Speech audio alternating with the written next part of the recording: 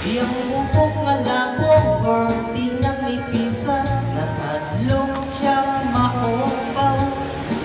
Pasig mo ba iyang itsura, ang hisog siya itlog.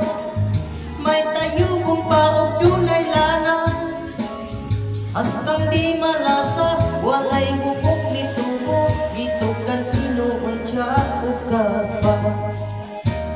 Tungod sa kabalakan, ipakonsult sa doktor nga espesyalista, pasyente nagduda.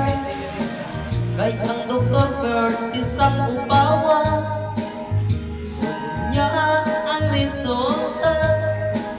Matud pa sa doktor nga okay na, kanang imong kaupaw ayaw lang kabalaka, kay madugay maanad kara.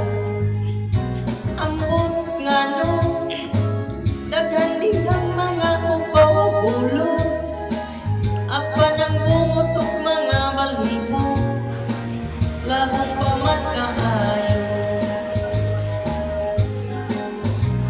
Ang atong ulo diha sa may hubunog aling ulo, kining dapita jud sa tao, maugyo'y makalbo.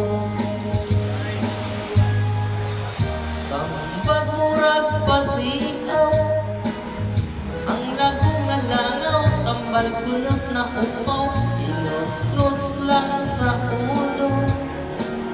Buhog mo tubo at sa kada